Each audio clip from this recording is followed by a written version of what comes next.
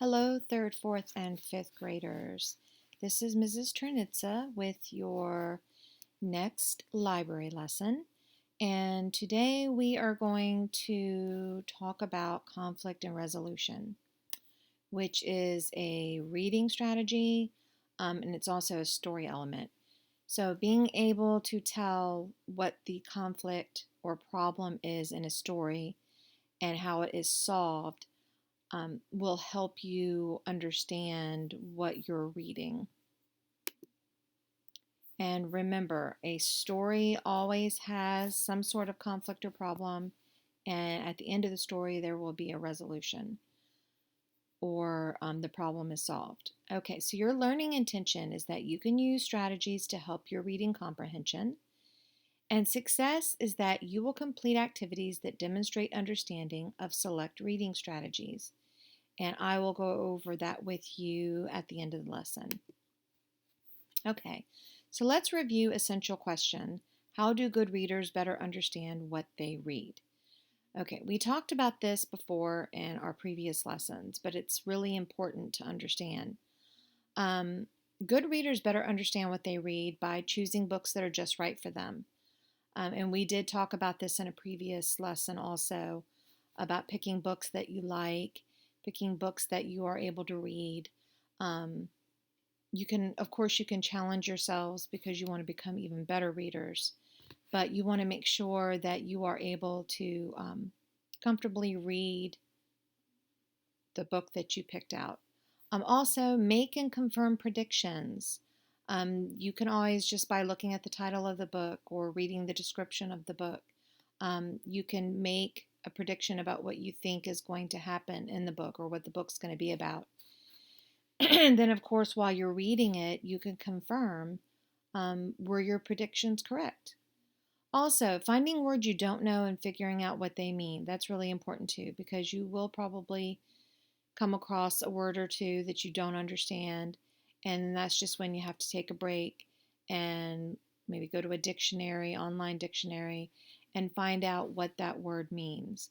Um, and that's really good practice because, you'll learn new vocabulary and then you will understand better what you're reading. Making connections, which is a big reading strategy that we've been talking about. Um, and of course, the three connections: text to self, text to text, or text to world. And reading aloud fluently. Um, Being able to read it comfortably, and that definitely helps you understand what you're reading better. Okay, so we're talking about conflict and resolution, and I would like for you to listen to this video. This is a very good video that explains exactly what conflict is, types of conflict, and resolution, how conflicts are solved in a story.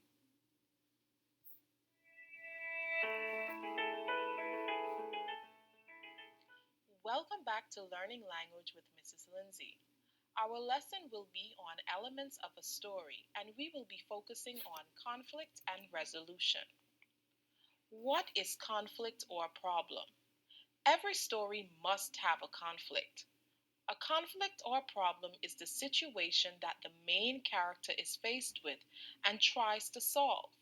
A conflict does not always have to be between two people. A conflict can be between a person and themselves, or a conflict can also be between a person and nature. For example, someone trapped in an earthquake, or someone experiencing a hurricane.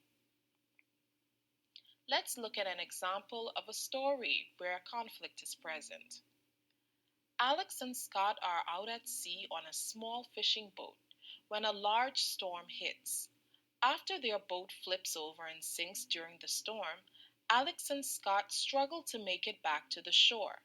Just when they think that things can't get any worse, they see a shark fin circling them. Here, the characters Alex and Scott are facing a problem. They are stuck out at sea with no boat, and now they are surrounded by sharks. Resolution or conclusion. In almost every story, your problem or conflict must be solved. That means it must have a resolution. A resolution is the end of the story and it shows how the conflict was solved. Let's look at how the conflict is solved in the story we just read. At what seemed to be their darkest and scariest moment, hope arrived. Out of nowhere, a Coast Guard spots Alex and Scott in the water and hurries to rescue them from the deadly jaws of the sharks. He throws out a rope and draws the two friends into the boat. We see that here in this story, the conflict was that Alex and Scott were stranded out at sea with no help and they were surrounded by sharks. Then, the resolution or the solution to their problem is that a Coast Guard came and rescued them from the jaws of the sharks.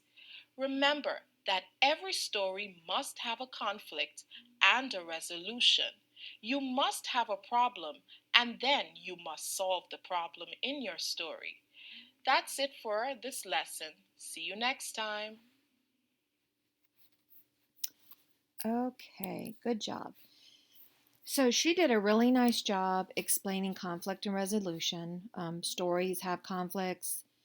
If you remember, she said that it could be a conflict between two characters, it could be a conflict between a character and themselves, or it could be a conflict with character and nature. And the example that she gave was, of course, a conflict between characters and nature, because the people, their boat sank, and so they weren't able to get to shore because of a shark, and then they had to be saved um, by the Coast Guard. So that was the resolution to their problem, to their conflict. And that definitely, again, was character versus nature. Okay, good job. Sorry about that. Okay, now what we are going to do is I would like for you to listen to the story Enemy Pie. And I'm sure a lot of you may have already heard it, but it's a really good story, so it's not going to hurt for you to listen to it again. Then we're going to decide after the story. Think about it while we're listening. What kind of conflict do you think is in this story? Is it character versus character? Is it character versus themselves? Or is it character versus nature? And also, while we're listening to it, when we get towards the end, how is the conflict solved? Okay, so let's take a listen. And now, Enemy Pie, written by Derek Munson and illustrated by Tara Callahan King. It should have been a perfect summer. My dad helped me build a tree house in our backyard. My sister was at camp for 3 whole weeks, and I was on the best baseball team in town. It should have been a perfect summer, but it wasn't. It was all good until Jeremy Ross moved into the neighborhood, right next door to my best friend Stanley. I did not like Jeremy Ross. He laughed at me when I struck out in a baseball game. He had a party on his trampoline and I wasn't even invited. But my best friend Stanley was. Jeremy Ross was the one and only person on my enemy list. I never even had an enemy list until he moved into the neighborhood, but as soon as he came along, I needed one. I hung it up in my treehouse, where Jeremy Ross was not allowed to go.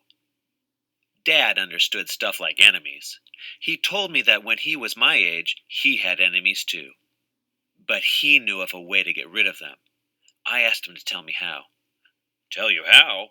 I'll show you how," he said. He pulled a really old recipe book off the kitchen shelf. Inside, there was a worn-out scrap of paper with faded writing. Dad held it up and squinted at it. "Enemy pie," he said, satisfied. You may be wondering what exactly is in enemy pie. I was wondering too. But Dad said the recipe was so secret, he couldn't even tell me. I decided it must be magic. I begged him to tell me something, anything. "I will tell you this," he he said. "Enemy pie is the fastest known way to get rid of enemies." Now, of course, this got my mind working. What kind of things, disgusting things, would I put into a pie for an enemy? I brought Dad some weeds from the garden, but he just shook his head. I brought him earthworms and rocks, but he didn't think he needed those. I gave him the gum I'd been chewing on all morning. He gave it right back to me. I went out to play alone. I shot baskets until the ball got stuck on the roof. I threw a boomerang that never came back to me. And all the while, I listened to the sounds of my dad chopping and stirring and blending the ingredients of enemy pie. This could be a great summer after all. I tried to imagine how horrible it must smell, or worse yet, what it would look like. But when I was in the backyard looking for ladybugs, I smelled something really, really, really good. As far as I could tell, it was coming from our kitchen. I was a bit confused. I went in to ask Dad what was wrong. Enemy pie shouldn't smell this good. But Dad was smart.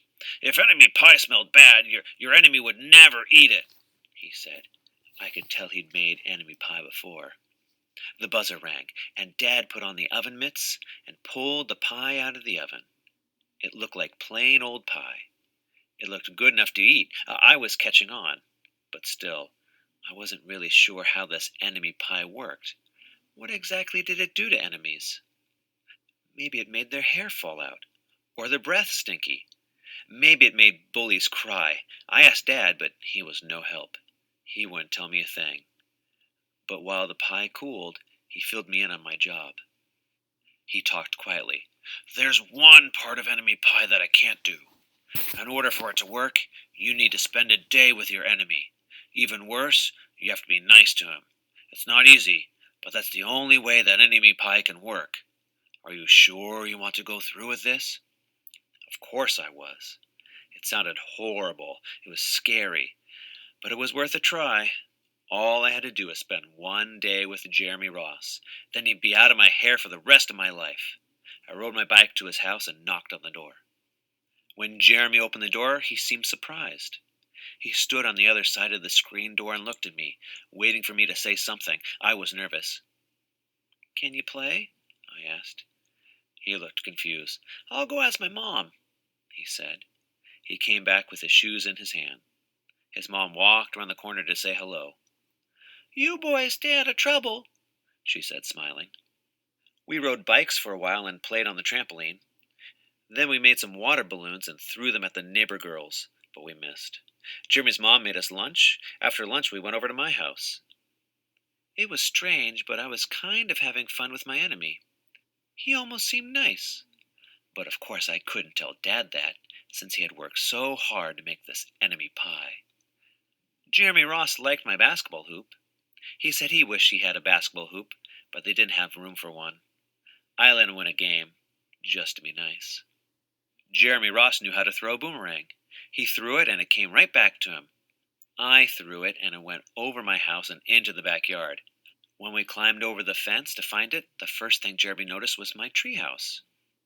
My treehouse was my treehouse. I was the boss. If my sister wanted in, I didn't have to let her. If my dad wanted in, I didn't have to let him. And if Jeremy wanted in, "Can we go in it?" he asked. I knew he was going to ask me that. But he was the top person, the only person on my enemy list, and enemies aren't allowed in my treehouse. But he did teach me to throw a boomerang, and he did have me over for lunch, and he did let me play on his trampoline. He wasn't being a very good enemy. "Okay," I said, "but hold on." I climbed up ahead of him and tore the enemy list off the wall. I had a checkerboard and some cards in the treehouse, and we played games until my dad called us down for dinner. We pretended we didn't hear him, but when he came out to get us, we tried to hide from him. But somehow he found us. Dad made us macaroni and cheese for dinner, my favorite. It was Jeremy's favorite, too. Maybe Jeremy Ross wasn't so bad after all. I was beginning to think that maybe we should just forget about enemy pie. But sure enough, after dinner, Dad brought out the pie. I watched as he cut the pie into 8 thick slices. "Dad," I said, "it sure is nice having a new friend in the neighborhood." I was trying to get his attention and trying to tell him that Jeremy Ross was no longer my enemy, but Dad only smiled and nodded. I think he thought I was just pretending. Dad dished up 3 plates side by side with big pieces of pie and giant scoops of ice cream. He passed one to me and one to Jeremy. "Wow," Jeremy said, looking at the pie. "My dad never makes pies like this." It was at this point that I panicked. I didn't want Jeremy to eat enemy pie. He was my friend. I couldn't let him eat it. "Jeremy, don't eat it! It's bad pie! I think it's poisonous or something!" Jeremy's fork stopped before reaching his mouth. He crumpled his eyebrows and looked at me funny. I felt relieved. I had saved his life. I was a hero. "If it's so bad," Jeremy asked, "then why has your dad already eaten half of it?" I turned to look at my dad. Sure enough, he was eating enemy pie. "Good stuff," he mumbled through a mouthful, and that was all he said. I sat there watching them eat enemy pie for a few seconds. Dad was laughing, Jeremy was happily eating, and neither of them was losing any hair. It seemed safe enough, so I took a tiny taste. Enemy pie was delicious. After dessert, Jeremy rode his bike home, but not before inviting me over to play on his trampoline in the morning. He said he'd teach me how to flip. As for enemy pie, I still don't know how to make it. I still wonder if enemies really do hate it, or if their hair falls out, or the breath turns bad. But I don't know if I'll ever get an answer, because I just lost my best enemy.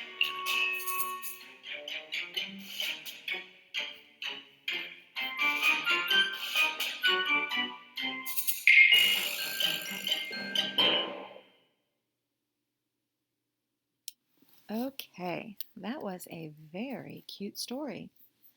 So let's think about it. What was the problem? Well, if you were thinking about it while you were listening to the story, the main character, the young boy, he didn't have a name, did he?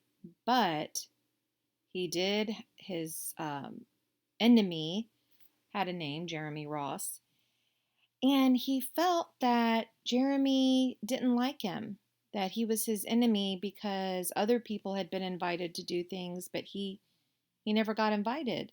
So I guess he felt like Jeremy was his enemy. And so he felt like, well, what can I do to get rid of this enemy? Because he didn't want him around anymore, did he? And so, what was the solution to the problem? What did the boy's dad get him to do that solved his problem?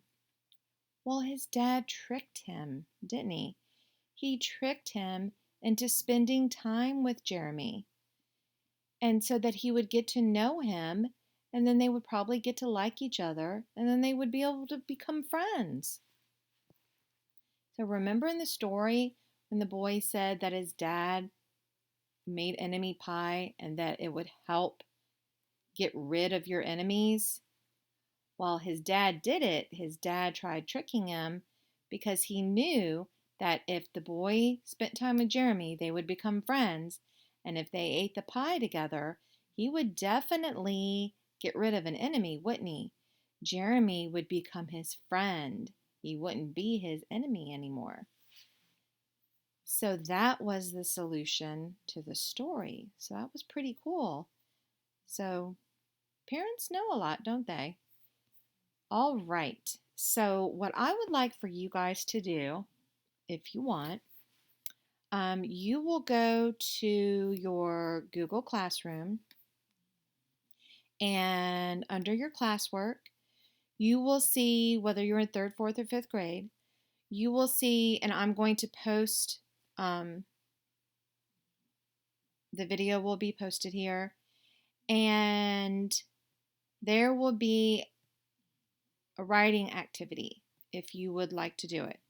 And what you're going to do is, after you've listened to the library lesson, you're going to pull this up, and it is a writing activity. And it says, in a story, the conflict is the main problem that a character faces. The resolution is how the character solves the problem.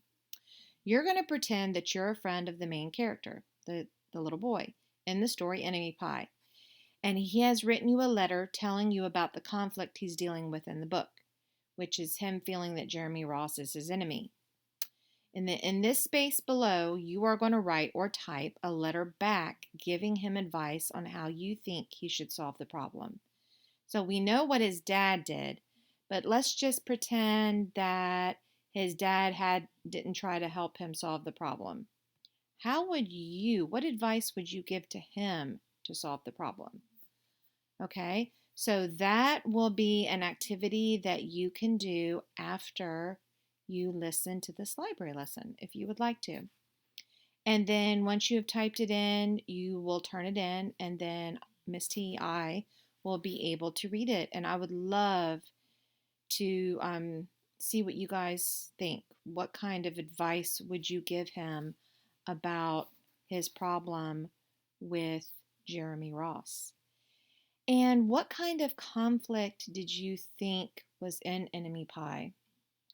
I don't really think it was character versus character, only because I don't think Jeremy Ross realized that the little boy thought that he was his enemy.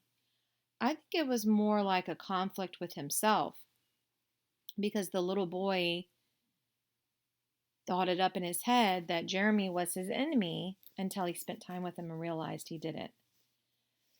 So, what I would like for you guys to do, if you have the time and you would like to, is to complete that writing activity, because I would really like to see what you guys think. All right, well, that is it for this library lesson. Hopefully, you've learned something about conflict and resolution, and I'm hoping that I will see some of those letters being turned in. I would really like to see them. All right, until next time, please take care of yourself, stay safe, listen to your parents and your teacher, do your schoolwork, and if you happen to watch this before Thanksgiving, then have a wonderful Thanksgiving, and I will talk to you soon. Bye bye.